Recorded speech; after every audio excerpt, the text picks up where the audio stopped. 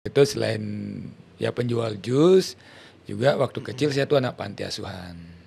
Oh, anak panti asuhan ya? Anak panti. Kita keluarga 11, Raga anak ke-9, ibu single parent, mengurus 11 anak, 5 ini dititip di panti. Masyarakat Buleleng itu tingkat kemiskinannya nomor 2 di Bali. Jenderal Liu, Dr. Liu, mantan pejabat Liu. Mantan pejabat Liu, pembangunan bandara Bali Utara masih ada dalam Perda. Perda Bali. Perda Bali masih ada? Masih ada. Meskipun PSN dicabut? Ya. Oh. Makanya bandara ini secara aturan bisa terwujud. Contoh nih, Kadek Sudi contohnya. Dia pengemis di Kute, dari Karangasem. Kalau nggak salah Tianyar apa mana ya. Sekolah di SMA Bali Mandara. Sekarang jadi staf di Kementerian Pendidikan Nasional. Wish.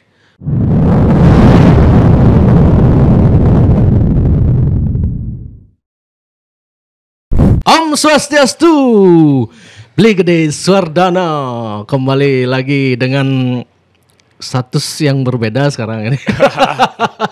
Swastiastu, Beli Erwin. Calon wakil gubernur, wakil gubernur. Kebiasaan menggoreng gubernur kan? Jadi kabupaten malu. Kabupaten. Calon wakil Bupati Buleleng. Ya, siap, Swastiastuin. Kalau bicara Buleleng, saya teman-teman saya bilang kota petarung katanya gitu kan, Le. Masyarakat Buleleng memang jiwanya petarung memang, betul, Win. Kenapa beli? Gimana ceritanya kok bisa beli jadi calon wakil Bupati Buleleng, Bli? Kemarin calon DPD. Nah, kita kan udah biasa podcast santai nih. Ini kalau calon bupati, wakil bupati, lain ketegangan Bayu. Oke, aja biasa. Oke, Bli, mungkin Bli bisa cerita kok bisa Bli jadi calon wakil bupati itu gimana kisah ceritanya itu? Gini, Win. Ini memang lebih kepada kalau orang bilang ya, bilang politisi senior, kemudian elit-elit politik di Buleleng, gede ini dari wakil lebih banyak jalan Tuhan. Jalan Tuhan. Berarti tidak, saya pun yang pun sebagai yang temenan sama Beli biasa santai. Percaya. Nggak menyangka Beli itu, wah paling Gede Swardana sengkel maju, sengkel nih kata. Ya tiba-tiba jadi, karena kan isu di Buleleng kan keras sekali, ada poros ini, poros tengah gitu kan. Independen banyak. 12 Pak Sukrawan. Pak Sukrawan bilang 12 pasang calon mau bersaing di Buleleng, buset gitu. Dan akhirnya Beli Gede Swardana ikut konstelasi ini luar biasa. Silakan Beli, lanjut Beli. Begini Win, ini lebih banyak kepada jalan Tuhan ya. Karena kita mengukur diri kan. Kita ini anak muda, tidak punya partai politik, gitu kan, tidak berkiprah di partai politik. Tapi tiba-tiba ada di sini ya, lebih banyak saya menyadari sebagai anugerah. Teman-teman politisi mengatakan bahwa ini memang takdirnya Gede ada di ini, jadi gitu. Jalan Tuhannya si Gede ada di kontestasi Pilkada Buleleng, apalagi pilkada serentak seperti ini. Nah awalnya gini, Win. Emang kan awal waktu itu Raga daftar ke Demokrat, daftar ke Hanura. Nah sebelum itu Raga diskusi nih, ajak teman-teman nih di Sekepat di Buleleng, ajak teman-teman, kan nih Pilkada Buleleng nih, si A daftar, si B daftar, si C daftar, kita analisis orangnya satu persatu. Kayaknya lu sisi kemampuan berani deh gitu kan. Kalau mereka berani deh kayaknya. Terus analisis lagi dari sisi partai. Partai Raga singlah nih. Tapi nilai singlah masih, tapi Bani masih gitu kan. Terus dari sisi modal sosial. Nah, modal sosial ya lumayan lah, kita kan pernah jadi ketua KPU Buleleng, gitu kan. Pernah jadi jurnalis yang tahu banyak hal tentang isu-isu politik, sosial, ekonomi, budaya gitu kan. Jadi akademisi juga, jadi entrepreneur UMKM juga. Pedagang jus gitu. Dan terakhir nih jualan jus gitu kan. Oh, terakhir jualan jus. Waktu ngurus lobby-lobby politik sedang jualan jus, Win. Oh ya? Pantesan Beli kok saya lihat tambah kurus itu. Ya karena kemarin itu, gini ceritanya, Win. Pas Raga daftar kemana-mana, lobby-lobby politik, tiba-tiba di toko ada beberapa mahasiswa yang kita ajak bilang, Bli, kayaknya kita juga cuma bisa sampai awal Agustus karena mau ada KKN, ada mau menyelesaikan skripsi segala macam. Ya akan kita ajak untuk belajar. Oh sebelumnya beli rangkul kerja di sana. Ya, dewe lah ya, dewe lah ya. Biar dia ngelah bekal untuk masuk kuliah. Karena kebanyakan anak-anak miskin semua tuh. Oh. Ya, anak-anak alumni Simanbara yang kuliah di STAH, Bukuturan, di Uniksa. Alumni SMA Bali Mandara yang kuliah otomatis finansial mereka kan butuh juga kan. Memang sih dapat beasiswa tapi mereka kan butuh hidupnya. Makan, untuk bikin tugas apalagi skripsian dan segala macam. Raga aja kerja. Oke lah, ayo Dewe sama Beli gitu kan di toko di Apple Mart. Nah, begitu awal Agustus semua bilang, Beli, kayaknya nggak bisa lanjut deh. Ini mau begini. Ya sudah, fokus dulu kuliah, selesaikan skripsi. Kalau mau KKN gitu. Akhirnya sendiri. Akhirnya Raga itu jaga toko selama 3 minggu lembur tiap hari. Pagi malam ya tiap hari. Akhirnya drop berat badan tuh 3 kilo 4 kilo. Oke. Syukurnya dalam proses itulah lobby-lobby politik terjadi pada saat Raga mendagang jus. Pada saat Raga jaga toko Raga. Gitu. Nah, maksudnya lobby-lobby politik terjadi itu gini, kalau kita balik lagi ke awal jadinya ya. Raga itu kan pertama diajak teman-teman nih. Ayo kalau gitu daftar gen deh. Ya meramaikan lah sebagai anak muda meramaikan. Akhirnya daftarlah waktu itu ke Demokrat, ke Hanura, komunikasi dengan Nasdem, komunikasi dengan apa lagi ya, Gerindra, semua komunikasi. Daftar. Ditanya wartawan teman-teman dan politisi, apa sih motifnya maju? Ya meramaikan demokrasi di Buleleng aja gitu. Kenapa begitu? Ya kita ngukur diri lah gitu. Nah dari situ akhirnya punya strategi nih. Yang lain daftar sebagai calon bupati, Raga daftar sebagai calon wakil bupati, kopilot. Dan yang daftar kopilot itu cuma 2 gitu kan. Yang lain semua mau daftar jadi calon bupati. Karena kita ngukur diri anak muda, tidak punya partai politik gitu kan. Ya sudah jadi kopilot lah gitu. Persaingan kan tipis. Podcast kita sebelumnya itu ya. Oke. Ya dari sisi strategi kita tidak ingin banyak pesaing lah, kan gitu. Kalau calon wakil kan tidak banyak yang melirik waktu itu. Kita masuk di situ. Nah dalam perjalanan tiba-tiba sudah ada nih si A sudah meminang si B, gitu kan. Nah dalam perjalanan itu Raga melihat dan teman-teman kayaknya peluang udah makin tipis nih gitu kan. Nah karena peluang makin tipis tapi komunikasi tetap jalan, akhirnya kan aktif lagi lah di kampus karena sudah cuti setahun kan. Dan juga mau besarkan usaha lagi yang sudah dirintis hampir 10 tahun. 12 tahun lah harus dirintis. Akhirnya begitu fokus itu tiba-tiba adik-adik mahasiswa selesai, akhirnya ambil alih sendiri. Sambil menata usaha lagi kan, karena sejak pandemi ya semua tahu. Ya ini usaha yang salah satu jadi ikon di Buleleng tuh ya Apple Mart, usaha saya itu. Apple Mart ya. Tempat nongkrong lah di Buleleng gitu kan. Bertahan lama itu di Buleleng tuh luar biasa. Biasanya kalau usaha di Buleleng 3 tahun udah habis ya. Kan tahu kan? Ya. Banyak usaha-usaha teman-teman UMKM bikin usaha di Buleleng. Jus itu juga di sana di Apple Mart tuh. Jadi satu. Jual buah, jual jus, tempat nongkrong lah, tempat nongkrong anak muda. Pada eranya tuh rame banget. Nah, waktu pandemi mulai turun, ya semua mengalami. Nah, ini mau menata lagi. Nah, jualan dagang jus, Win. Buka toko pagi, ke Peken mau belanja. Kan? Peken dari situasi capeknya itulah yang buat drop ya. Drop, bukan drop fisik tapi berat badan turun.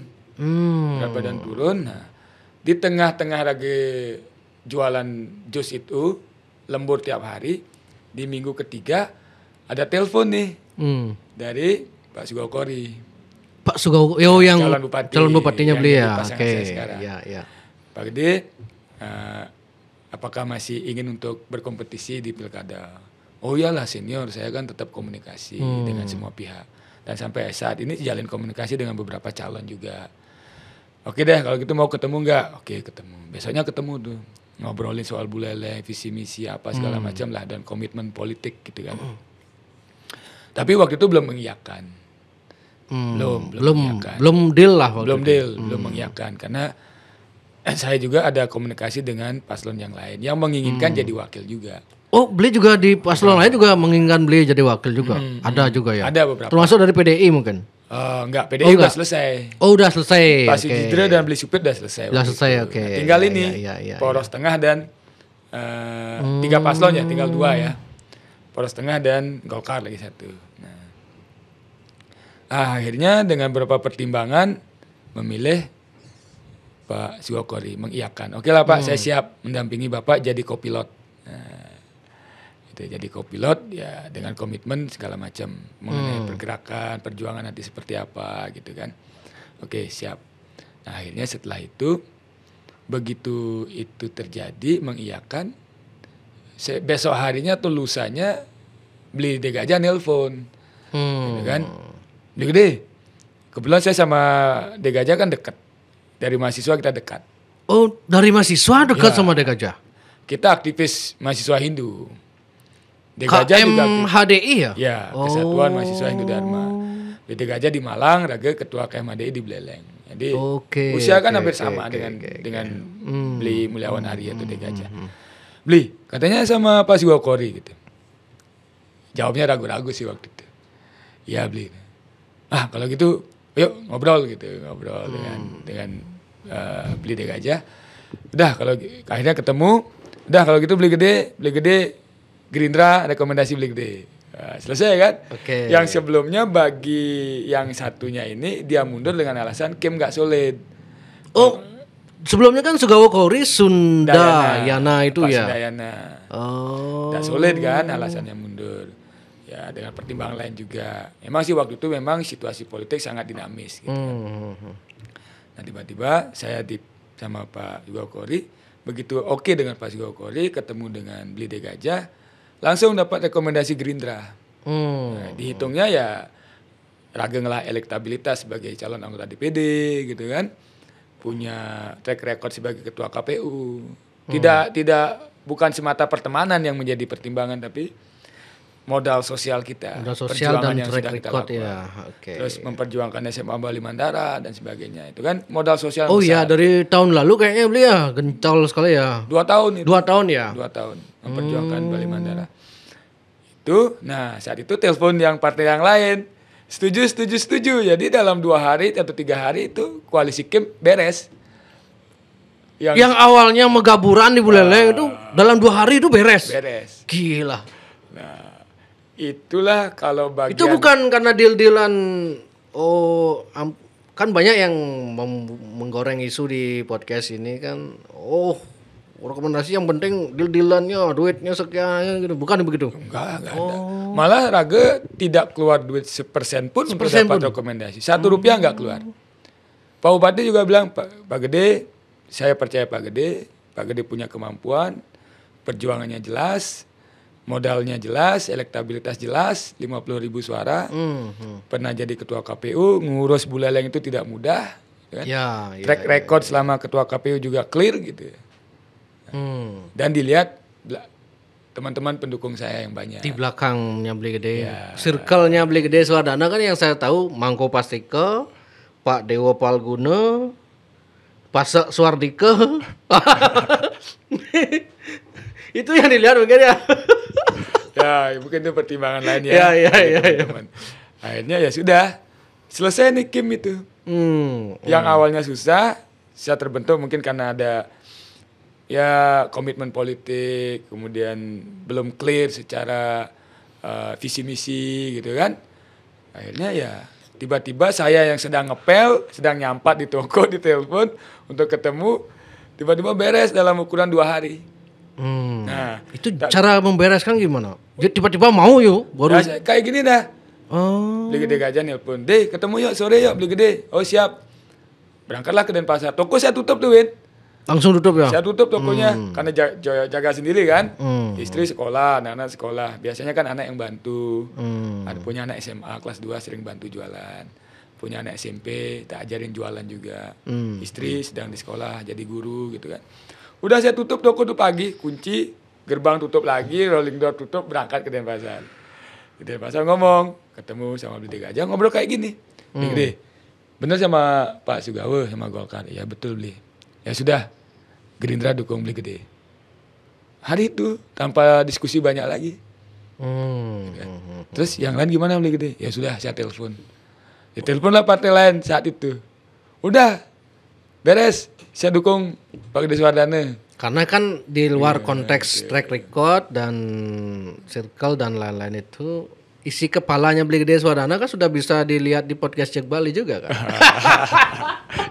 Udah ini Pak, ini udah sering tampil Jack Bali nih. Kita dia ada dulu orangnya ini gitu. Oh gini. Oh ya udah, terus gol lah dia gitu. Jadi gitu, itulah bagusnya kalau tokoh itu podcast. Jadi isi kepalanya setidaknya bisa dilihat dulu tanpa kita harus bertanya sana sini juga kan. Nah, jadi betul-betul tanpa sepersen pun rupiah, tanpa Rp1. Saya percaya Beli. Oke. Taulah Beli Gede Suwardana. Ya, jadi terus singkat cerita Beli. Apa kemudian yang akan Pak Sugawa Kouri dan Pak Sugawa Kouri kan sudah saya ajak ngobrol di sini juga kan. Nah, kalau Beli sebagai wakil kan nanti apa komitmennya Beli terhadap Buleleng itu misalnya. Saya jujur begini Beli, kemarin waktu Galungan sore dan Manis Galungan saya kan di Buleleng ya. Saya pulang dari air terjun sekumpul yang paling top di Buleleng itu. Satu saya lihat fenomenanya jalan di sana, jalan menuju ke objek wisata yang paling diminati oleh air terjunnya ya. Kok hancur begitu. Satu, kedua macetnya di Wonogiri sampai gila Beli. Bisa 2 jam tuh terjebak macet. Jangan 2 jam. Dari saya jadi jam 3 sore sampai pulang. Dari mana tuh? Dari Nunang Pajasari kan? Dari Nunang di Monyet itu. Sampai di danau tuh bisa 2 jam tuh. Jangankan sebelum di sana udah macet parah Beli. Dan itu membuktikan berarti kan warga Buleleng juga banyak sekali yang merantau dan dia pasti Manis Galungan pulang balik ke tempat kerjanya di Denpasar. Mungkin begitu ya kondisinya. Nah, itu gimana kondisinya Beli? Kalau Beli jadi calon wakil, kalau nanti terpilih itu gitu. Ya. Memang di awal kan kita sebelum mengiyakan pun kita bicara soal visi misi. Di situ akhirnya terjadi kesepakatan. Oke lah. Kan melihat juga background Raga nih. Raga itu kita mulai dari awal ya. Background Raga itu selain ya penjual jus, juga waktu kecil saya tuh anak panti asuhan. Anak panti asuhan Beli ya? Anak panti. Kita keluarga 11, Raga anak ke-9. Ibu single parent, mengurus 11 anak, 5 ini dititip di panti. Nah, panti asuhan itu ada namanya Panti Asuhan Darlene dulu di Buleleng. Oke. Dititip 5 orang di situ, habis itu pindah ke Kereneng di sini. Panti asuhannya pindah ke Kereneng. Jadi, nah karena saya berasal dari orang yang biasa-biasa saja, orang yang tidak punya juga, orang miskin juga, makanya hal-hal yang saya lakukan kemarin itu adalah satu, membela SMA Bali Mandara. Itu kan hal perjuangan pokok saya kemarin itu. Selama proses pandemi itu perjuangan yang dilakukan bersama teman-teman mahasiswa, ada aktivis juga. Karena Beli tahu juga. Pendidikan itu sangat penting ya. Pendidikan sangat penting. Karena Raga yang ngoyong di panti asuhan, yang Raga yang masuk, mungkin tilah Raga dari tukang patri, melanjutkan profesi orang tua. Atau buruh bangunan, atau buruh di peken, mendagang nasi di peken gitu kan. Nah karena Raga sekolah lah Raga bisa seperti ini. Nah dari background itu Pak Bupati, Pak calon Bupati Pak Sugawa Kouri memberikan saya kewenangan nanti untuk fokus ngurus pendidikan. Berarti urusan pendidikan Beli dikasih kewenangan untuk terus kesehatan. Jadi kebijakan yang pro rakyat nanti diberikan ke Beli. saya. Karena Beli dianggap lebih berempati gitu. Bukan berarti Pak Sugawa tidak berempati, ya. Artinya psikologisnya lah. lebih merasakan Oke. suasana kebatinan masyarakat. Karena kita sama-sama berasal dari rakyat biasa, rakyat yang tidak berpunya, rakyat miskin kan, empatinya lebih kerasa gitu kan. Makanya saya minta waktu itu Pak Sugawa kalau mau berikan saya keleluasaan, kewenangan penuh untuk mengelola pendidikan, kesehatan dan sosial yang berurusan dengan perut rakyat. Kalau itu oke, saya oke. Akhirnya deal. Oke, co-pilot ngurus ini. Pilotnya ngurus infrastruktur, investasi, soal yang lain-lain nanti saya bisa saya ceritakan. Proyek gitu. itulah ya. Ya, untuk pembangunan Buleleng lah sesuai dengan program kita nanti. Nah, dari situlah maka yang pertama nih program utama yang harus saya angkat nanti adalah soal pendidikan. Pendidikan misalnya pendidikan gratis dari tingkat TK sampai SMP tanpa pungutan. Pendidikan gratis itu konteksnya Gitu. semua gratis atau baju aja atau SPP aja atau apa? Gimana? Kita akan programkan pendidikan gratis tanpa pungutan komite, tanpa pungutan bos, sukarela gitu kan. Kalau bisa sampai sukarela, kemudian baju, pakaian, kemudian alat belajar mengajar, proses belajar mengajar itu juga akan kita biayai semua. Semuanya boleh dibiayai? Semuanya. Tanpa kecuali apa yang miskin aja tuh? Gitu? Semua. Dari TK sampai SMP. Karena itu kewenangan kita kan. Kewenangan ya SMA kan provinsi ya. Nah, SMA sudah Mulia Pas yang mengurus nanti kan. Kan kemarin juga disampaikan pendidikan gratis di SMA dan sampai perguruan tinggi. Nah, kita fokusnya di situ. Karena apa? Karena untuk memajukan Buleleng ini, seperti Erwin Buleleng itu orangnya karakternya berani, open minded, terbuka gitu kan. Belak-belakan gitu lah. Pejuang, petarung. Ini harus ditumbuhkan jiwa ini melalui proses apa? Pendidikan. Nah, makanya saya akan untuk fokus mempertahankan itu pendidikan lah ya kuncinya gitu ya. Nelson Mandela mengatakan untuk menghancurkan sebuah bangsa tidak perlu dengan bom, tidak perlu dengan senjata. Cukup buat bodoh masyarakatnya. Siap. Jadi itu Buleleng, saya percaya betul. Buleleng harus begitu juga kan. Supaya Buleleng maju ya generasi mendatang ini harus unggul. Apalagi Buleleng juga terkenal kota pendidikan. Tapi ada yang menggoreng juga dulu kota pendidikan sekarang kok terkesan udah tidak gitu katanya. Ini pendidikan gratis ini bagian dari untuk mewujudkan kota pendidikan. Nah nanti kita akan kerjasama dengan universitas, kan ada banyak di situ, ada Undiksa, ada Setahun Kulturan, ada Panji Sakti, ada STIE, keperawatan juga ada. Nah kita akan minta bantuan mereka untuk mewujudkan Buleleng sebagai kota pendidikan. Iklimnya kita ciptakan, sehingga anak Buleleng itu kreatifnya muncul, gitu kan, karakternya kuat, gitu. Itu harus kita dorong, iklimnya harus kita ciptakan. Lewat apa? Lewat kemudahan-kemudahan itu. Nah, itu salah satu kan. Yang kemudian kesehatan. Nah, untuk kesehatan ini hal yang mutlak bagi masyarakat Buleleng. Karena masyarakat Buleleng itu tingkat kemiskinannya nomor 2 di Bali. Jenderal Liu, Dr. Liu, mantan pejabat Liu, masyarakatnya miskin. Nah ini yang sering digoreng di media sosial kan. Kita harus akui karena itu data BPS begitu. Orang Buleleng ini banyak gubernur rata-rata dari Buleleng, DPR yang pokoknya yang tokoh-tokoh barometer di Bali lah, jenderal juga Buleleng. Tapi kenapa Buleleng masih begitu-begitu saja gitu? Nah ini kan gimana harus itu? Kita benahi dari pendidikan dulu. Pendidikan. Ya, karena pendidikan ini mampu meningkatkan strata sosial orang-orang. Contohlah Bali Mandara, orang miskin, pengemis sekarang sudah jadi staf di Kemendiknas. Stafnya Mas Nadiem itu pengemis dulu. Artinya strata sosial mereka kan menek nih, dari miskin menjadi sejahtera dan sebagainya. Buleleng harus begitu, harus lewat pendidikan untuk mensejahterakan masyarakat Buleleng. Nah di samping nanti infrastruktur yang akan kita bahas. Satu itu. Nah kemudian masyarakat miskin ini kesulitannya apa? Kesehatan. Nah di Buleleng kita akan melanjutkan dan menyempurnakan JKBM-nya Bapak Mangku Pastike. Itu kan program pro rakyat. Betul, kalau JKBM itu ya. Jaminan tapi bukannya kesehatan. udah BPJS. Ya nanti kita kan atur. Biar sesuai gitu. Regulasinya, sistemnya.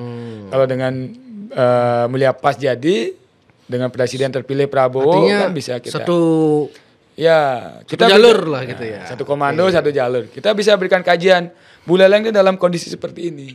Miskin nomor 2 di Bali. Harus kita dorong. JKBM itu kita sempurnakan jadi JKBS. JKBS. Ya. Apa itu? Jaminan Kesehatan Buleleng Sakti. Buleleng Sakti. Ya. Sesakti apa, Bli? Kok bisa sakti namanya, Bli? Sesuai dengan tagline kita. Apa itu? Buleleng Sakti Berbudi. Visi misi kita kan gitu visinya. Itu mewujudkan Buleleng Sakti Berbudi menuju Indonesia Emas. Kemarin saya kan lihat juga waktu Buleleng kan ada baliho itu sakti. Kalau bisa mau kebar nih Buleleng gitu. Gimana sebenarnya kok sakti itu konteksnya gimana itu? Ya kita lihat sejarah Buleleng. Kata sakti itu berasal dari Raja Buleleng, Anggurah Panji Sakti. Oh, dari sana gue paling Panji Sakti itu ya. Kemudian Buleleng dikenal sebagai kotanya Singaraja Sakti. Kan? Dulu juga waktu zamannya Orde Baru ya, Buleleng Singaraja Sakti. Kan tagline-nya itu. Sejuk, aman, kreatif, tertib, indah. Oh, itu singkatannya kepanjangannya itu Ya, Sakti. waktu Sejuk. itu. Oh, waktu itu. Ya. Sekarang ini Sakti ya. Satu S itu sejahtera. sejahtera. Sejahtera ini kan tujuan utama bernegara nih. Betul. Masyarakat Buleleng harus sejahtera. Terus A-nya? A, aman.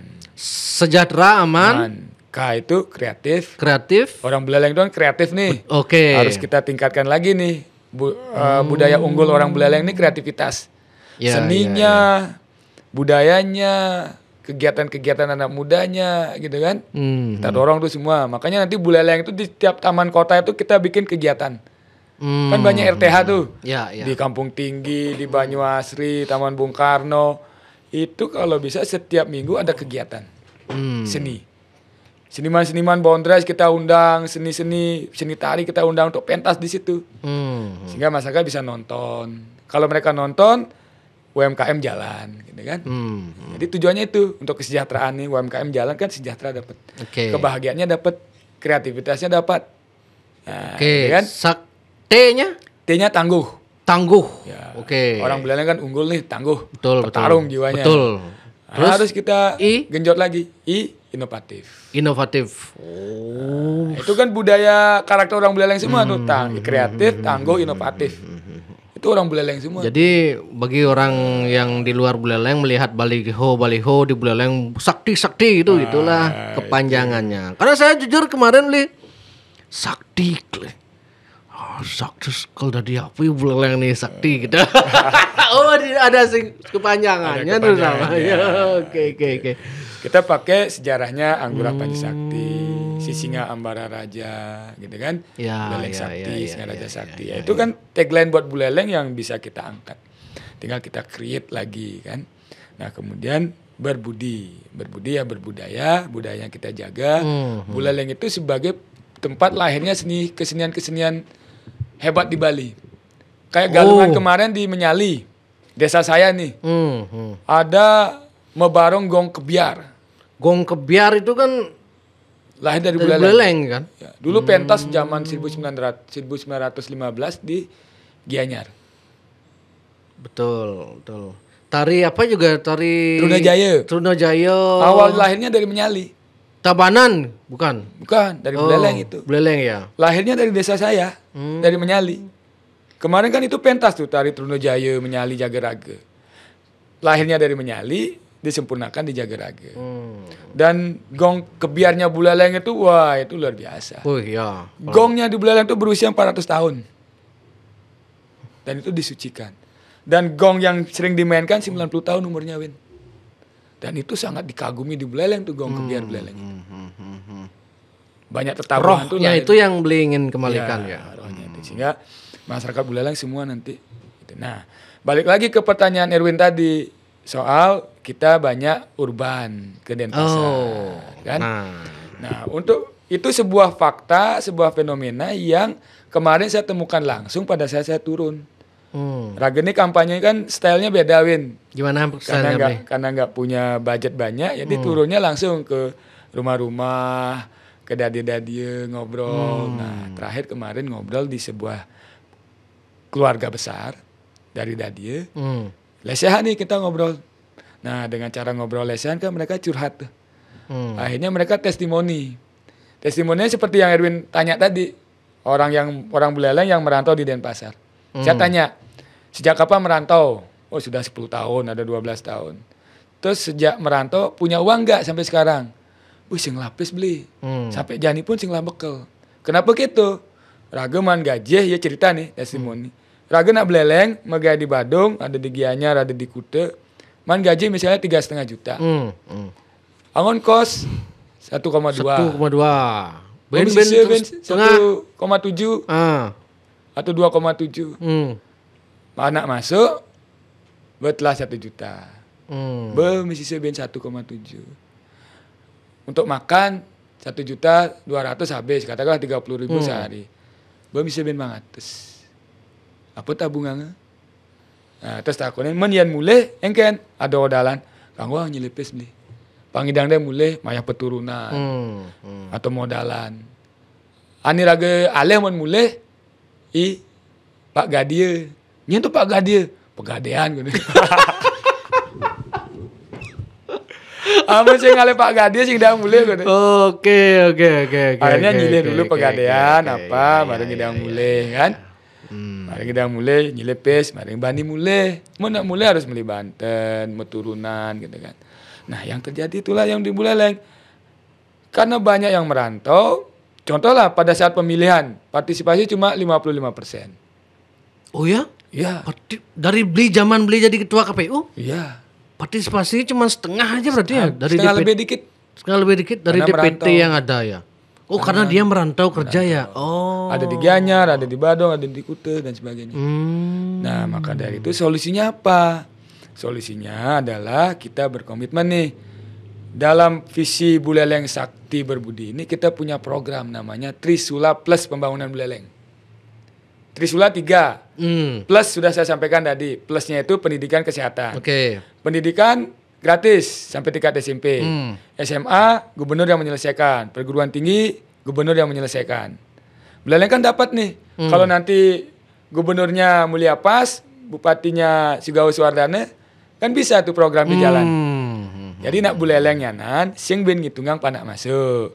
Sing ben ngitungang gelem biaya berobat. Karena dengan BPJS case jadi banyak nunggak. BPJS nunggak, case macet. Nah itu banyak terjadi di Buleleng. banyak juga katanya ya. Banyak. 50.000 katanya. Men kimang berobat ke rumah sakit, ngidupang case malu. Nelpon mekel, nelpon anggota DPR. Setelah dibantu baru case-nya hidup. Oh gitu. Nah, makanya kita nanti sempurnakan lagi JKBM jadi JKBS. Jaminan Kesehatan Buleleng Sakti. Yang saktinya apa? KTP-nya. Gitu. Oh, itu kaitannya ya. KTP-nya ini sakti. Sehingga kartu sakti, KTP-nya yang dibawa. KTP-nya yang bawa itu. Asal bengabe KTP, aman ke rumah sakit, ke puskesmas. Nah, untuk bisa itu PAD kita harus menaik kan? PAD kita sekarang berapa? 500 sampai 600 miliar. Sedangkan daerah lain bisa 9T. Ya. PAD apa APBD? PAD ya. Oke. APBD Buleleng 2 miliar sekian. APBD? Iya. 2 miliar? Bede 2 triliun. 2 triliun? Iya. Bukannya kaget. 2 triliun? Iya. APBD 2 triliun. PAD-nya 500 sampai 600 miliar. Sedangkan PAD kabupaten lain bisa 9T. 7T ya. APBD-nya bisa jadi 9T. Penduduknya lebih sedikit. Buleleng penduduknya 800.000, APBD-nya 2T. Nah untuk genjot APBD apa caranya? Ini Trisula ini. Infrastruktur, satu apa? Bandara. Bandara ini Harus jadi di Buleleng. kan wacana dari dulu kembali saya ajak sampai mat ngotang nih no. Masyarakat Buleleng pun beli pun turun pasti kan menemukan wacana begitu dari masyarakat. Pidan tan Pak Geto masih janji nih Pak Koster. Janji Bupati Buleleng bidan gitu. Bomat yang aneh-aneh pasti ada yang masyarakat begitu ya. Gimana cara beli menjelaskan bahwa ini sekarang pasti gitu. Bandara ini harus diwujudkan untuk apa? Untuk pemerataan pembangunan di Bali, itu yang pertama. Kenapa? Yang saat ini maju hanya wilayah Bali Selatan.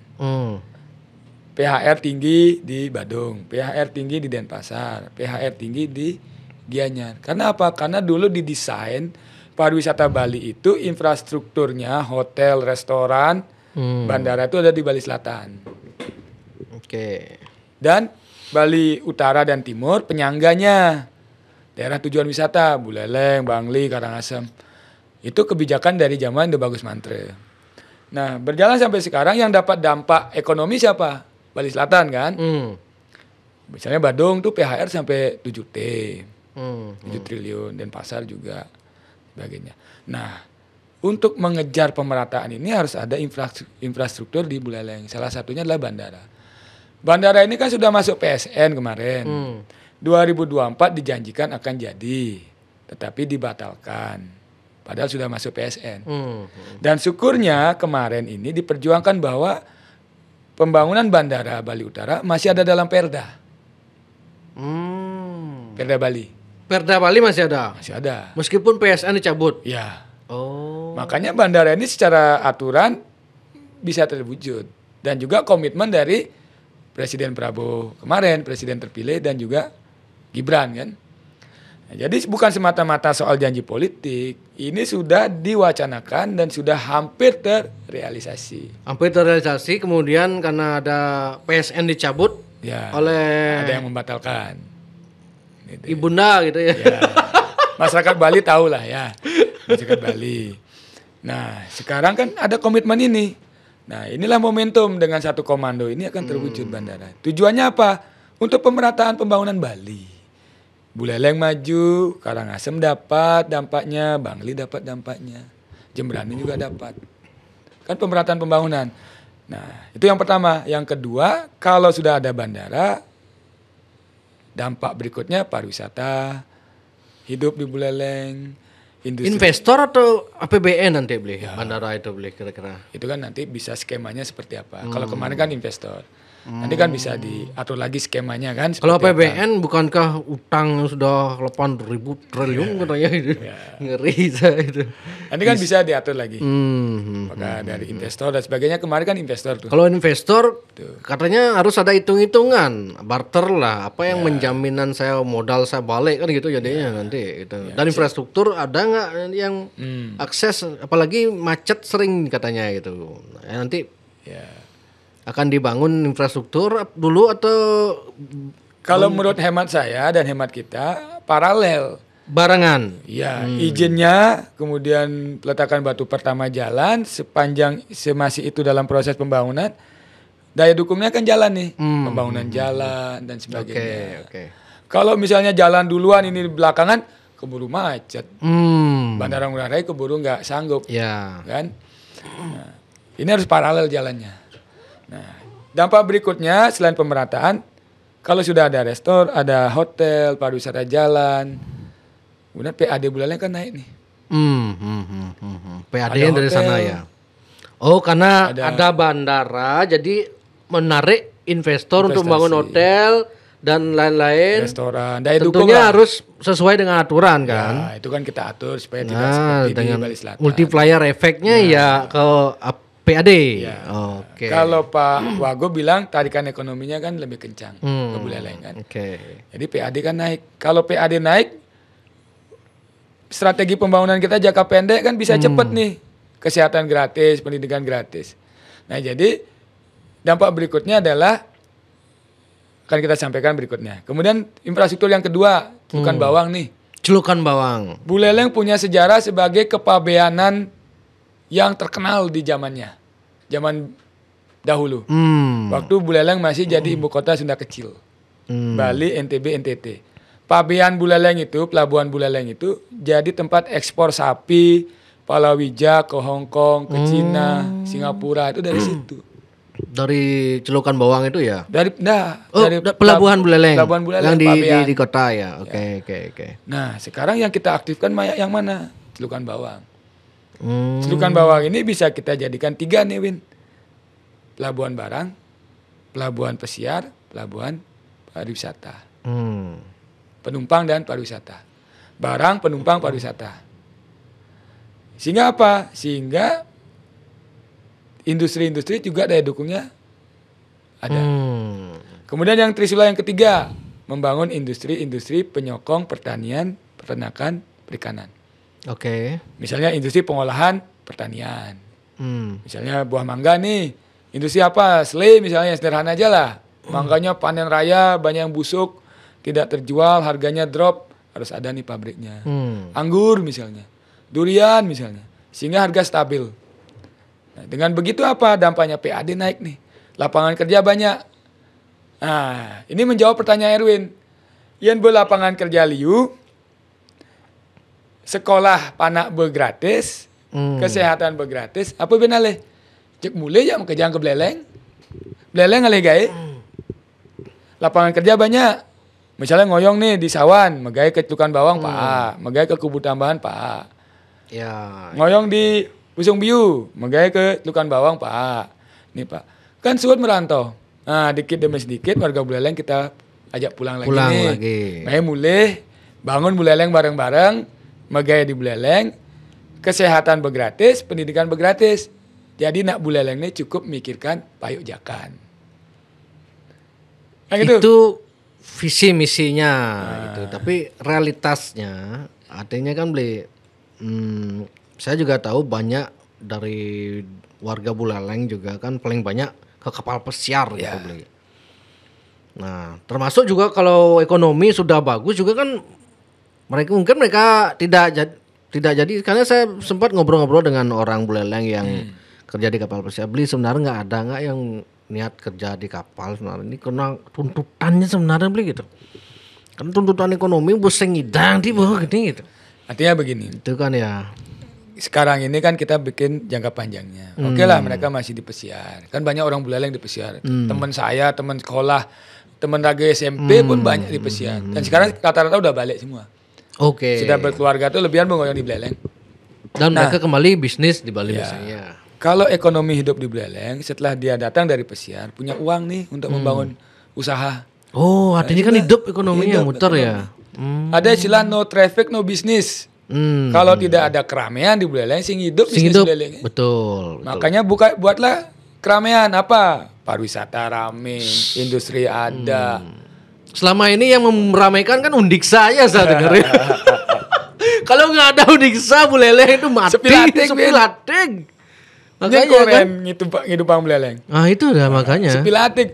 Bagian galungan, misalnya nih galungan nih. Selasa, Senin mulai nih. Penjajahan mulai, penampahan mulai. Begalungan, Kemis berbalik, Win. Ya. Makanya macet, Erwin mayu kan. Gasnya kan macet. Karena mereka tidak sempat untuk bersukacita, hiburan nyame karena tuntutan pekerjaan. Kerjaan ya. Hari Kamis berbalik, macet betul di Bedugul kan. Nah, ini pelan-pelan jangka panjangnya begitu. Ekonomi Buleleng ini naik, PAD naik, kesejahteraan naik, lapangan kerja banyak, masyarakat Buleleng makin sejahtera, makin bahagia. Amun bahagia ngoyong we cuma di Buleleng. Nah, dampak berikutnya amun ngoyong cuma Buleleng, ngidang bengitungang budayanya ben. Jadi nak gong itu nganggur ya nih sing ngurus. Karena semua merantau ya. Dia merantau. Yang di Gianyar, yang di Denpasar kan gong hidup terus. Oh iya, karena masih banyak yang kalaupun kerja di luar PP dia. Kayak saya lah. Denpasar pun podcast PP tetap ke Gianyar. Ngidang. Mebanjar kan? Di Buleleng sih ngidang mebanjar. Denpasar Buleleng kan jauh lah.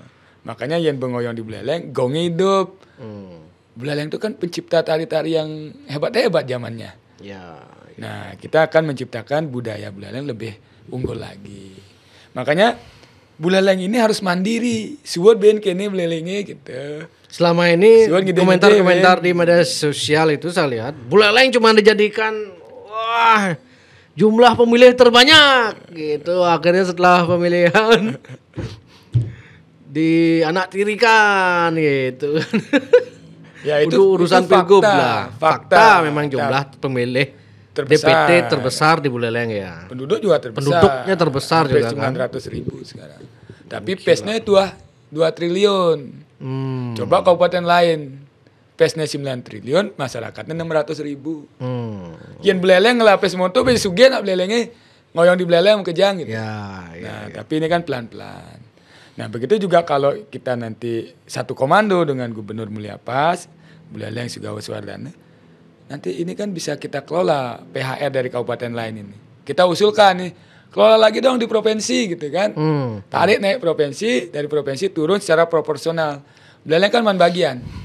Pembagiannya secara regulatif, pembagiannya secara kebijakan, bukan secara politis. Gitu kan. Yang jadi kan kini Buleleng ini. Kene ke? Ya yang punya duit lah. Kan. Oke. Ben Mani kan sebut kini. Oh minta sumbangan ke misalnya Badung gitu ya. Kan yang terjadi itu sekarang. Saya sebagai orang Buleleng, anak muda Buleleng kan nggak mau terus kini nak Buleleng. Dulu Buleleng punya kebanggaan kan. Ekonomi maju, pendidikan maju, tokoh banyak lahir dari Buleleng. Jadi Bulelengnya kan kini. Ya karena faktanya kemiskinan nomor 2 di Bali. Indeks kebahagiaan Buleleng nomor 6 di Bali. 6 di Bali. Indeks pembangunan manusianya juga begitu. Makanya apa fokusnya? Pendidikan kesehatan ini yang utama dulu. Infrastruktur, bandara, Celukan Bawang itu harus terwujud. Untuk Buleleng nih. Bukan soal omon-omon politik nih. Tapi membangun Buleleng. Gitu. Oke. Nanti kalau misalnya nggak selama 5 tahun misalnya Blay Suardana terpilih. Atau Pak Sugawkori dan Blay Suardana terpilih. Dan Mulyapas terpilih. Kalau bandara Buleleng tidak jadi. Masyarakat Bali silakan jangan pilih lagi kan gitu. Itu konsekuensi. Dampak politik kan begitu biasanya. Konsekuensi politik. Makanya kita kan punya jangka pendek, jangka menengah, jangka panjang. Kan strateginya.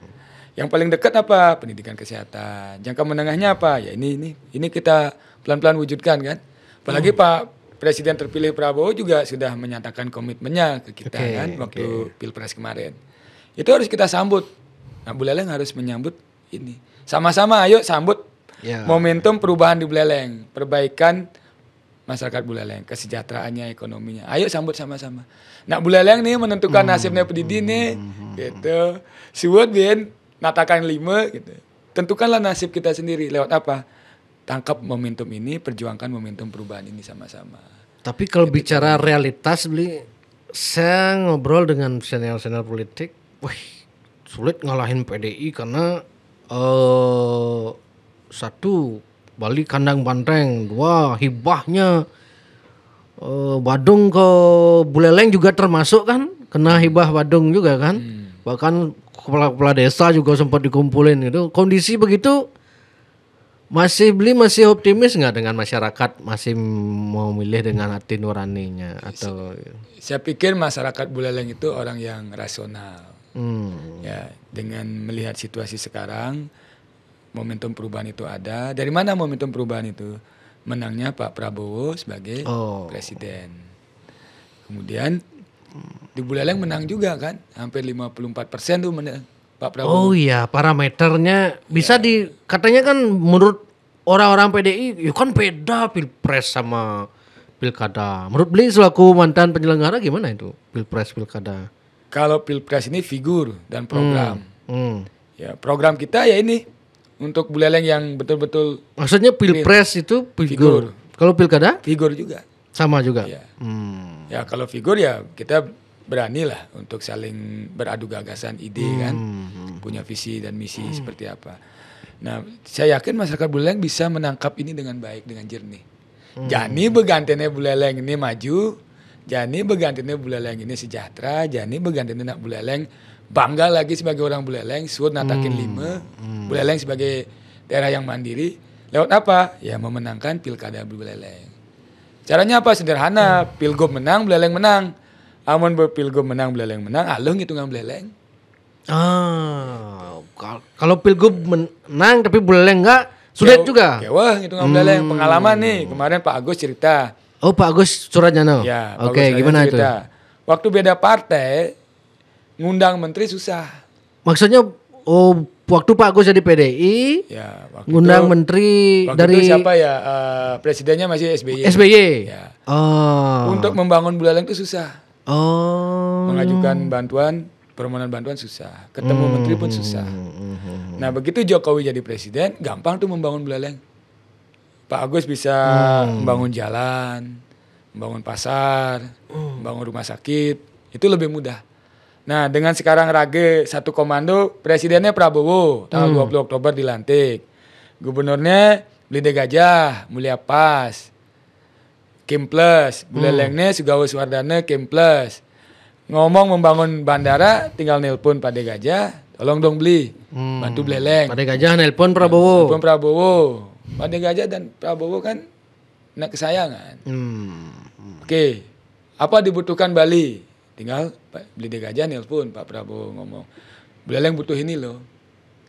Nah, itu kan lebih mudah. Kalau beda misalnya di gubernurnya beda, di Buleleng beda, kewah bangun Buleleng. Kewah, makanya masyarakat Buleleng jadi harus pinter, jengah nih. Momentumnya harus digunakan dengan baik. Ya ini lewat, tidak akan ketemu lagi momentum untuk Buleleng mandiri. Buleleng maju, Buleleng sejahtera, suwun natakin 5, bisa punya penghasilan sendiri. Masyarakatnya sejahtera. Ngoyong di Buleleng jak kejang bin gitu. Ai mulai jak Buleleng. Timpa-timpa raga nih merantau, mereka jak mulai bin gitu. Lagu pengomong nih, suwun kamu merantau nah, jak mulai di Buleleng bin. Jadi sama-sama membangun Buleleng. Spirit Buleleng jengah itu kan dari dulu udah digaungkan. Itu artinya kan Buleleng ini sebenarnya sudah jengah dari lama sebenarnya kan ya. Jadi urut yang kalau beli memang dipilih itu harus beli wujudkan itu beli yang beli sampaikan tadi itu. Komitmen Rage itu tulus ngayah Win. Saya orang miskin, tahu penderitaan masyarakat, tahu kesusahan masyarakat. Nah, awang Rage waktu cenik dagang jaje, dagang nasi tengah pekan nih. Susahnya hidup jadi orang miskin tuh tahu. Makanya ini dulu. Pendidikan kesehatan kita utamakan, infrastruktur menyusul nanti jangka menengah, jangka panjang. Tapi di tahun pertama harus sudah mulai terrealisasi program itu. Nah, pelan-pelan kan, PAD naik. Istilahnya saya di Jumah nih, liu ngelapis, aloh ngitungan rumah tangga. Kamu mesti ngelapis apa yang kena ngitungan? Betul. Masa ngalih Pak Gade, bin malu mulai ke Buleleng, nyile malu aja Pak Gade gitu. Ada bani mulai ke Buleleng gitu. Kena peturunan siap. Kalau bicara Buleleng juga kan beli ada SMA Bali Mandara di sana. Nah, beli juga kan sangat getol dari 2 tahun lalu saya lihat ya kan memperjuangkan SMA Bali Mandara gitu. Nah, kondisinya sekarang kan Pak Koster dulu memang sempat berstatement, kita akan pertahankan SMA Bali Mandara, bahkan kita tambah gitu. Tapi nyatanya beliau menjabat malah dirubah rohnya gitu. Dengan dihapus asramanya kemudian. Kemarin terakhir pendaftaran Pak Giri lagi bilang akan membangun yang serupa dengan SMA Bali Mandara di 8 kabupaten gitu. Ini gimana ini sebenarnya nih? Kalau karena saya juga mengundang Koster karena saya sekarang mengundang beli ya pendapat beli saya tanya silakan gimana beli melihat fenomena itu. Kita harus flashback dulu ke belakang ya mengenai sekolah ini ya. Sekolah ini dibangun oleh Bapak Mangku Pastike pada saat jadi gubernur 2011. Atas sponsor Putra Sampurna Foundation. Ya. Waktu itu semangatnya adalah mengajak atau mengundang atau menerima anak-anak miskin tapi pintar untuk disekolahkan di situ. Itu berjalan selama 2 tahun. Tahun ketiga kerjasama itu putus. Maka sepenuhnya dikelola oleh Bali, Pak Mangku Pastike sebagai gubernur. Hanya kebijakan diubah. Yang diterima di SMA Bali Mandara orang yang miskin, orang yang bodoh. Miskinnya itu kengken, sing laumah. Ameng laumah nungangon kelangsah, lantene nu tanah. Sing misi listrik, sing misi PDAM. 20 indikator kemiskinan itu. Bodoh, sing bisa macet ada.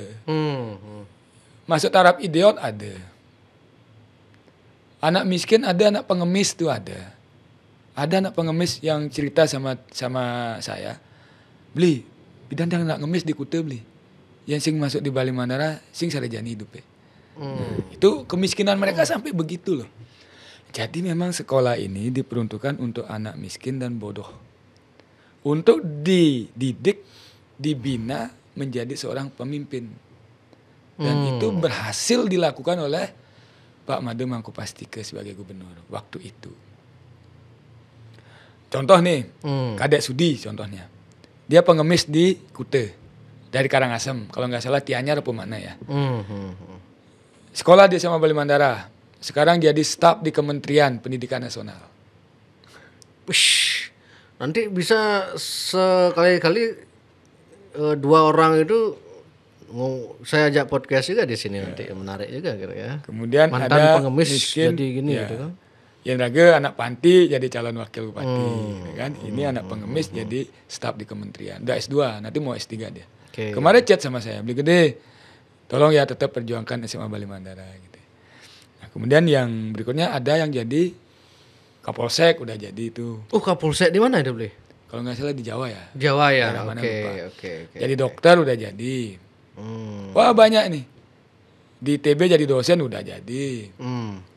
Itu semua anak miskin. Karena apa ya? Karena roh dari SMA Bali Mandara ini adalah untuk orang-orang miskin di Bali. Supaya naik taraf hidupnya, supaya jadi pintar, jadi sejahtera. Nah nanti mereka lah yang membantu adik-adiknya nanti. Dan itu sudah terbukti. Anak lulusan Bali Mandara yang sudah sukses, dia punya anak asuh. Sing dia besek 2 wen, bisa 20-30 orang. Buset. Dia bikin sebuah apa gitu modelnya, sebuah Ya kayak yayasan kecil. Yayasan kecil gitu. Oh. Anak itu disekolahkan di desanya itu. Itu sudah ada buktinya. Nah, kemudian pada tahun 2022 dihapuslah sistem berasrama ini menjadi reguler. Nah, pada saat itu banyak yang berjuang nih. Salah satunya saya. Kenapa saya ikut berjuang? Waktu itu ada beli Arte, beli Gede Pasar Suardike, beli Dewa Palguna, gitu kan? Namun yang ada teman-teman adik-adik mahasiswa, FKPP itu, Forum Komunikasi Peduli Pendidikan Bali. Dan adik-adik alumni. Perjuangan itu panjang 2 tahun, Win. Kita bikin demo di DPR. Mau ketemu dengan gubernur waktu itu, ditolak. Ketemu fraksi DPR, ditolak. Terus bikin diskusi FGD, live YouTube. Salah satunya Jek Bali kan, waktu itu bantu live kan. Kemudian bikin diskusi terbuka. Undang para akademisi, Pokli, Poklinya nggak hadir. Dinas Pendidikan nggak hadir gitu kan. Waktu itu perjuangan sangat sulit dan tidak banyak orang yang berani berjuang pada waktu itu. Nah, saya kenapa ikut berjuang ya? Panggilan hati. Karena empati lah gitu ya. Karena Raga masih nak miskin, anak panti. Yang sing karena masuk, Raga sing duduk dini Ja Erwin gitu kan. Tidak jadi dokter, tidak punya usaha, tidak jadi calon wakil bupati jadi gitu kan. Nah, berjuanglah. Saya lah dan teman-teman yang berjuang selama 2 tahun nih. Nah, perjuangan awal kita pelajari apa sih alasan menghapus sistem berasrama waktu itu. Dikatakan anggarannya terlalu besar gitu. Disebut 18 miliar per tahun. Benar itu gitu. Saya cek. Nah, ini saya punya data nih. Ini kajian saya dari zaman dulu nih, Win. Oke. Hampir 2-3 tahun jadinya. Disebutkan waktu itu anggaran pendidikan SMA Bali Mandara berasrama 18,3 miliar per tahun. 18,3 miliar per tahun disebutkan oleh pemerintah. Pemprov Bali lah. Ya, Pemprov Bali. Dengan biaya hampir 22 juta anak per tahun. 22 juta anak per tahun. Oke. Saya cek tuh, saya pelajari anggarannya. Saya minta data segala macam. Akhirnya ketemu jawabannya. Ternyata anggarannya 4 miliar per tahun. 4 miliar aja. Kalau diturun, dirigidkan lagi, hanya 25.000 per anak per hari. 25.000 ya per anak per hari.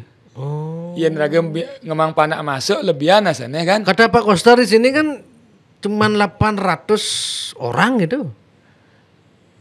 Satu angkatan itu 1 seket. Nah itu udah 3 angkatan, 3 angkatan maksudnya dia. 4,5. Tambah SMK 800. 800 jadi. Yang 4 miliar itu untuk SMA 3 angkatan. Makanya setelah lagi hitung selai tali per wai untuk masuk, untuk makan, untuk pakaian. Bayangkan tuh. Dikit kan? Makan anggap udah 5.000 per hari. Kali telu 15 tali. Untuk biaya makan, biaya pakainya dia, biaya belajar mengajarnya dia. Kecil itu. Terus kalau saya baca mindsetnya Pak Koster di sini kan dia tidak menghapus SMA Bali Mandara, cuman mengangkat asramanya aja. Seberapa urgent asrama itu menurut beliau itu kira-kira? Sekolah dengan boarding school itu penting banget buat anak-anak yang secara mental belum terbiasa dengan pendidikan gitu. Psikologinya, semangatnya. Semangat mereka kan harus dipupuk dalam kebersamaan nih. Oke.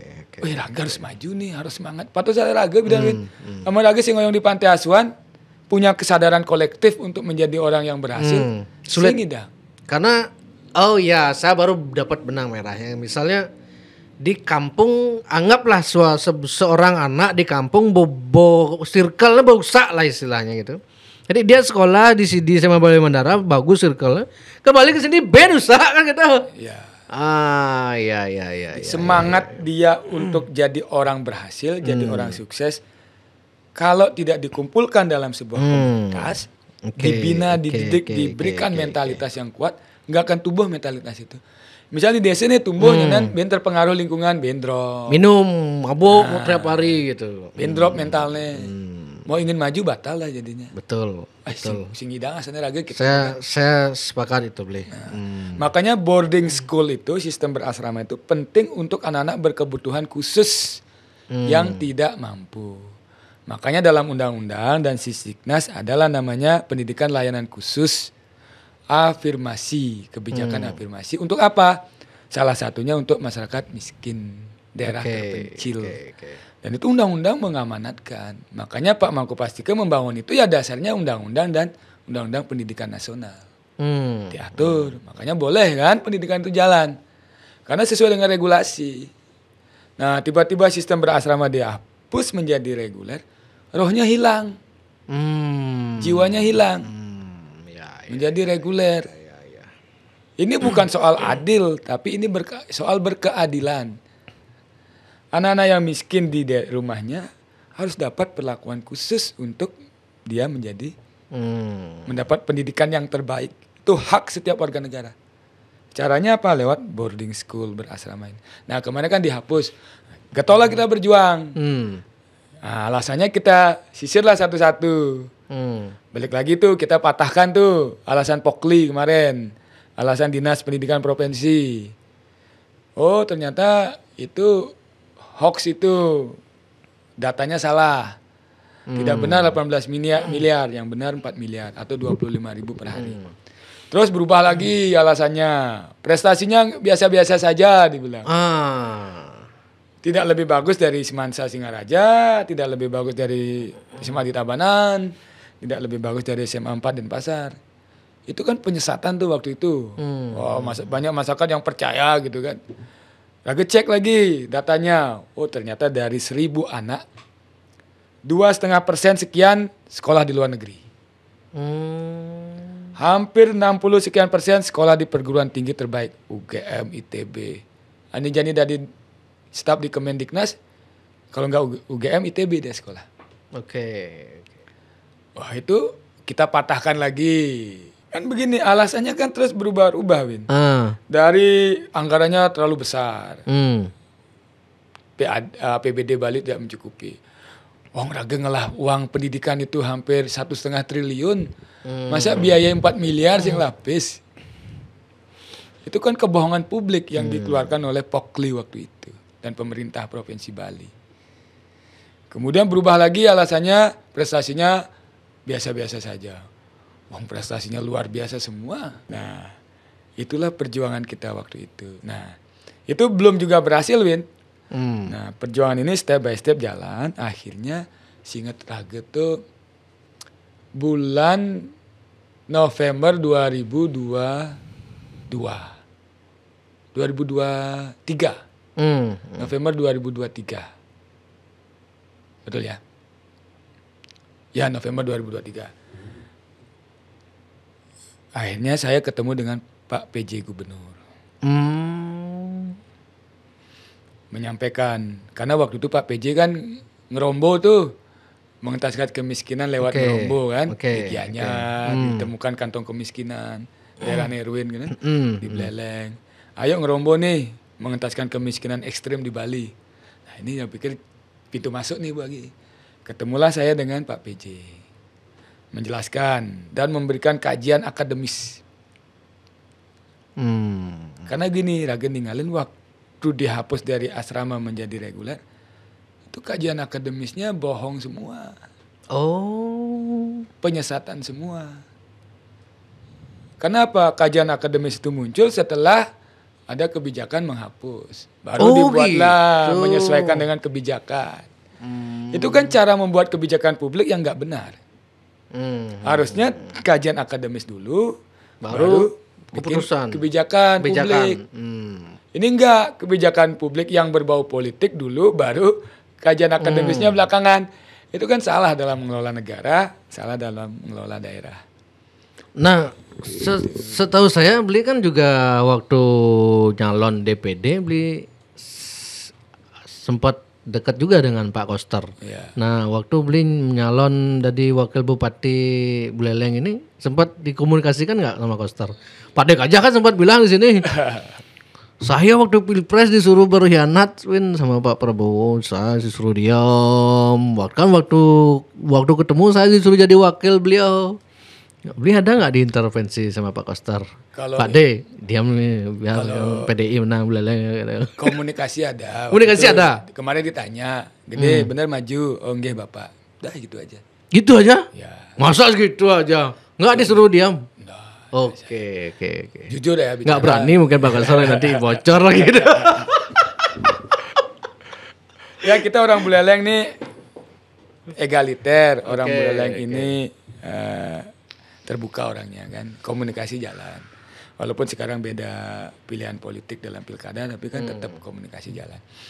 Nah, kalau urusan Bali Mandara beda lagi kita posisi politiknya kan.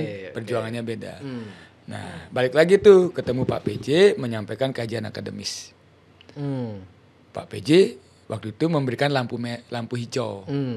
Tapi belum bisa juga waktu itu. Karena sebagai PJ tidak boleh mengambil kebijakan berbeda dengan gubernur sebelumnya. Oh, gitu aturannya gitu ya? Ya. Agak menyadari itu kan. Tapi kan tidak boleh putus asa waktu itu. Akhirnya Pak PJ izin saya akan buatkan kajian akademik dari sisi regulasi, fakta, data, prestasi, anggaran dan sebagainya. Bagaimana? Oh, oke. Dinda silakan dibuatkan. Saya buatkan tuh, Win. Oh, saya begadang nih bikin kajian. Saya serahkan. Nah, kemudian Pak PJ menyampaikan, bagaimana kalau misalnya Dinda membantu saya? Dalam bentuk apa gitu ya? Komunikasi dilakukan dengan banyak pihak. Akhirnya saya komunikasi dengan banyak pihak dan waktu itu memilih bersurat ke Presiden Jokowi. Bersurat ke Mendagri. Ditandatangani hampir banyak ormas di Buleleng tuh. Tokoh-tokoh senior banyak yang ikut menandatangani kajian itu untuk saya kirim ke Presiden di bulan November 2023.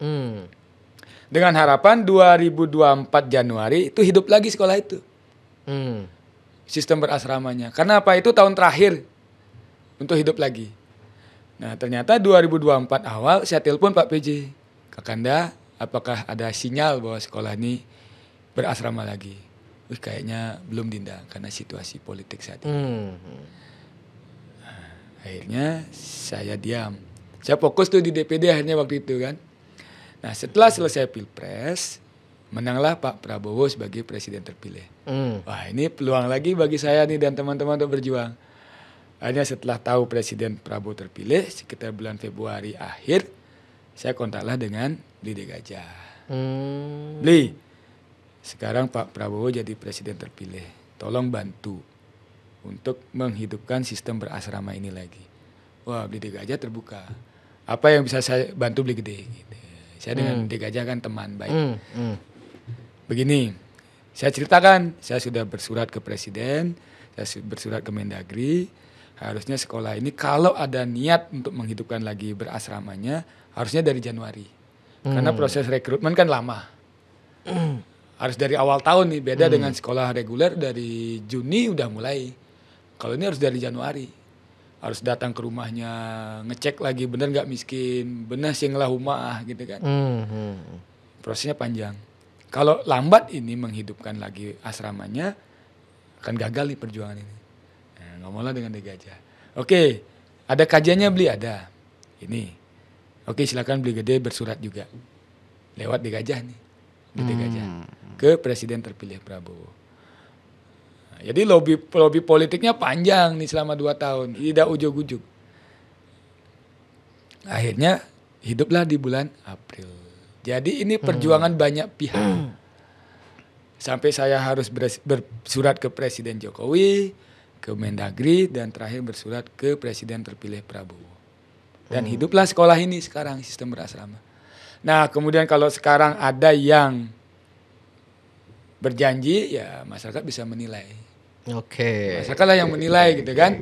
Siapa yang berjuang, siapa yang dulu menghapus, siapa yang pernah berjanji, kemudian menghapus, kemudian berjanji lagi, masyarakat yang menilai. Siap Bli Gede Suardano. Terima kasih Bli ya. Siap.